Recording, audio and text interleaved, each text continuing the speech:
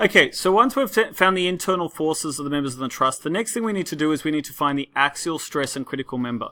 Now, we talked a little bit about this in the last video, where we talked about how once we've identified the critical member, the member that has the highest force, so if we're applying 100 newtons, the one that has the highest percentage of that 100 newton external force, and then once you've found the critical member, you divide that force by the cross-sectional area of the member. Now, if you've gone with 7 by 7, that's going to be 49 millimeters. So you're going to divide that force divided by 49 millimeters.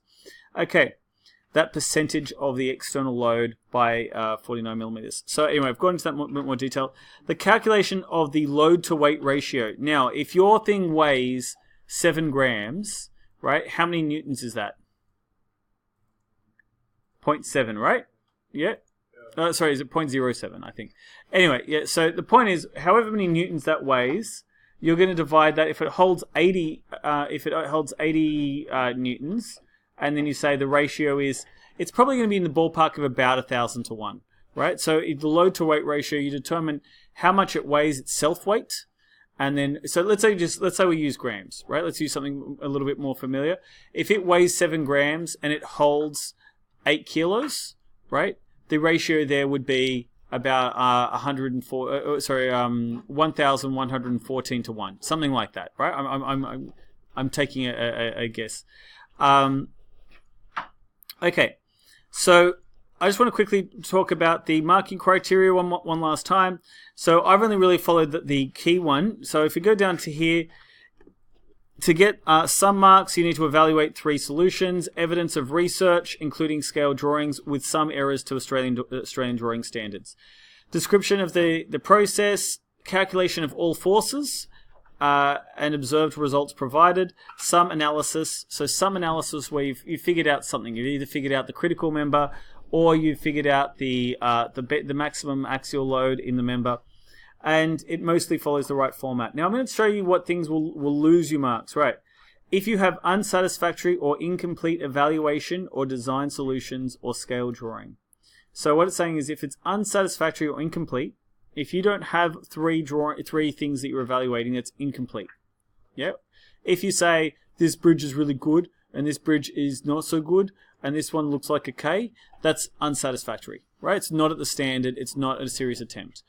Scale drawing, if you don't provide a scale drawing or if it's unsatisfactory, if you just draw something with crayon, right, that's going to be an unsatisfactory. Unsatisfactory or incomplete documentation of your project, you're going to lose marks. Unsatisfactory attempt at calculations. So you attempted the calculations, but they weren't serious attempts, right? You just said, oh, look, I think this is going to be 6, and you just made up numbers.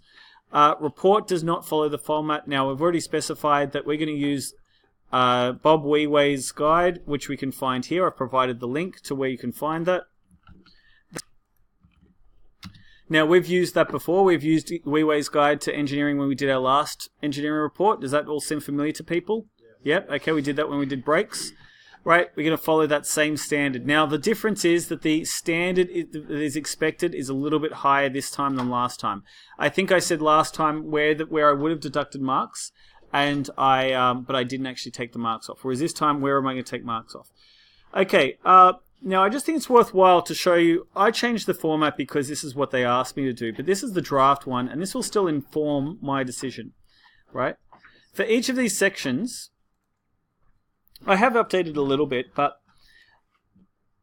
I would say about 20 marks are for the evaluation and drawing. Think of the evaluation as being worth 10 marks and the drawing as being worth 10 marks, or 10% proportionally, right?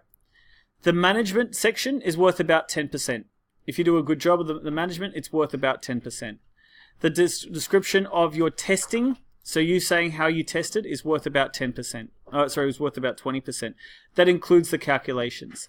The analysis is where you include your maximum stress. And when you talk about your load to weight ratio, that is worth 30% because there's a lot of marks there. Now, about 1/5 of the marks are for your formatting.